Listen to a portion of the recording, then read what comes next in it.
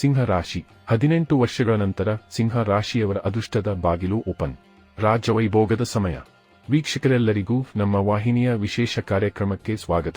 ಇವತ್ತಿನ ಈ ವಿಡಿಯೋದಲ್ಲಿ ನಾವು ಬರೋಬ್ಬರಿ 18 ವರ್ಷಗಳ ಬಳಿಕ ಉಂಟಾಗಲಿರುವ 2 ವಿಭಿನ್ನ ಗುಣ ಸ್ವಭಾವದ ಗ್ರಹಗಳ ಸಂಯೋಜನೆ ಮತ್ತು ಈ ಸಂಯೋಜನೆಯಿಂದ ಉಂಟಾಗಲಿರುವ ವಿಶೇಷ ಯೋಗ ಹಾಗೆ ಈ ಎಲ್ಲದರ ಪ್ರಭಾವಗಳು ಇಲ್ಲಿ ಪ್ರತ್ಯೇಕ ಸಿಂಹರಾಶಿಯ ಜಾತಕದವರ ಪಾಲಿಗೆ ಹೇಗೆ ಸಾಬೀತಾಗಲಿವೆ ಅನ್ನೋದೆಲ್ಲವನ್ನ ವಿಸ್ತಾರ ರೂಪದಲ್ಲಿ ಅರಿತುಕೊಳ್ಳೋಣ.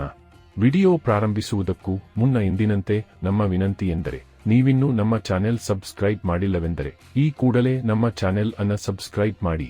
ಜೊತೆಗೆ ನಮ್ಮೆಲ್ಲ ವಿಡಿಯೋಗಳ ನಿರಂತರ ಅಪ್ಡೇಟ್ಸ್ಗಳಿಗಾಗಿ ತಪ್ಪದೇ ಪಕ್ಕದ ಬೆಲ್ ಐಕಾನ್ ಬಟನ್ ಕೂಡ ಕ್ಲಿಕ್ ಮಾಡಿ.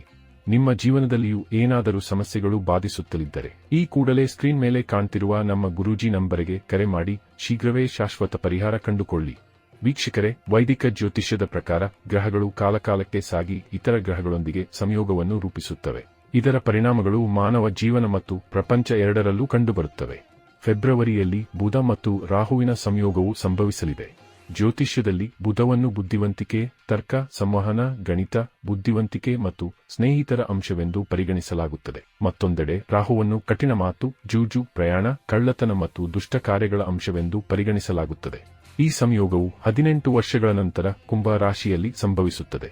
ಇದರ ಪರಿಣಾಮವಾಗಿ ಕೆಲವು ರಾಶಿಚಕ್ರ ಚಿಹ್ನೆಗಳ ಅದೃಷ್ಟವೂ ಹೊಳೆಯಬಹುದು. ಈ ಜನರು ಷೇರುಗಳು, ಊಹಾಪೋಹಗಳು ಮತ್ತು ಲಾಟರಿಗಳಲ್ಲಿ ಆರ್ಥಿಕ ಲಾಭವನ್ನು ಸಹ ಅನುಭವಿಸಬಹುದು.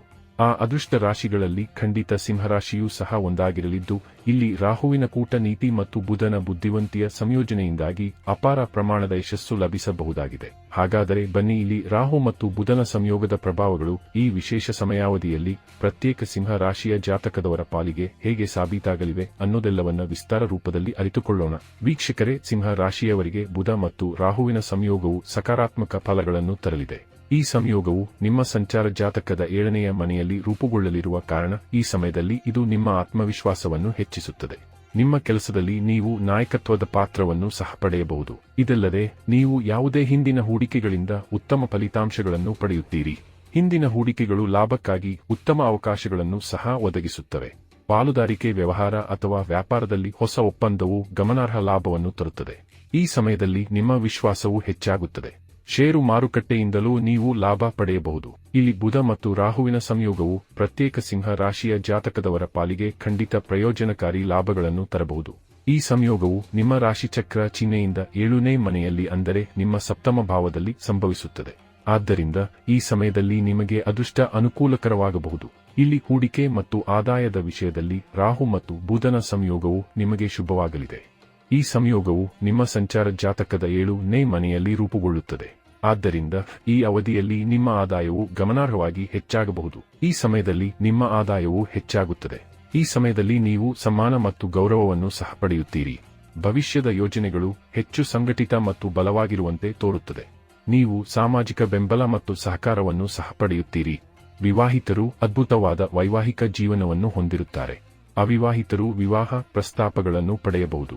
ನೀವು ದೇಶ ಅಥವಾ ವಿದೇಶಗಳಲ್ಲಿಯೂ ಪ್ರಯಾಣಿಸಬಹುದು. ಮನೆಯಲ್ಲಿ ಶುಭ ಘಟನೆ ನಡೆಯುವ ಸಾಧ್ಯತೆಯಿದೆ. ಉದ್ಯೋಗದಲ್ಲಿರುವವರಿಗೆ ಬಡ್ತಿ ಅವಕಾಶಗಳು ಸಿಗುತ್ತವೆ. ಈ ಸಂಯೋಗವು ಪಾಲುದಾರಿಕೆ ಕೆಲಸದಲ್ಲಿ ಯಶಸ್ಸನ್ನು ತರುತ್ತದೆ.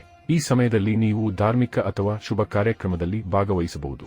ಒಟ್ಟಾರೆಯಾಗಿ ಇಲ್ಲಿ ಸಮಯ ಖಂಡಿತ ನಿಮಗೆ ಅನುಕೂಲಕರವಾಗಿರುವ ಸಂಯೋಗವನ್ನು ಹೊತ್ತು ಬರಲಿದ್ದು, ಇಲ್ಲಿ ತಪ್ಪದೇ ಈ ಶುಭ ಸಮಯದ ಸದುಪಯೋಗ ಪಡೆದುಕೊಂಡು ಮುನ್ನಡೆಯಬೇಕು. ವೀಕ್ಷಕರೇ, ಹೊಸ ವರ್ಷದ ಪ್ರಾರಂಭದಲ್ಲಿ ರಾಹು ಮತ್ತು ಬುಧನ ಸಂಯೋಗ ಉಂಟಾಗುವುದರ ಮೂಲಕ ನಿರ್ಮಾಣಗೊಳ್ಳಲಿರುವ ವಿಶೇಷ ಯೋಗದ ಪ್ರಭಾವಗಳು ಇಲ್ಲಿ ಪ್ರತ್ಯೇಕ ಸಿಂಹ ರಾಶಿಯ ಜಾತಕದವರ ಪಾಲಿಗೆ ಹೇಗೆ ಸಾಬೀತಾಗಲಿವೆ ಅನ್ನೋದರ ಸಂಪೂರ್ಣ ಮಾಹಿತಿ ಇದಾಗಿದ್ದು, ಈ ಮಾಹಿತಿ ನಿಮಗೆ ಇಷ್ಟವಾದರೆ ವಿಡಿಯೋವನ್ನು ಲೈಕ್ ಮತ್ತು ಶೇರ್ ಮಾಡಿ. ಹಾಗೆ ಚಾನೆಲ್ ಸಬ್ಸ್ಕ್ರೈಬ್ ಮಾಡುವುದರೊಂದಿಗೆ ನಿರಂತರ ವಿಡಿಯೋ ಅಪ್ಡೇಟ್ಸ್ಗಳಿಗಾಗಿ ತಪ್ಪದೇ ಪಕ್ಕದ ಬೆಲ್ ಐಕಾನ್ ಬಟನ್ ಕೂಡ ಕ್ಲಿಕ್ ಮಾಡಿ.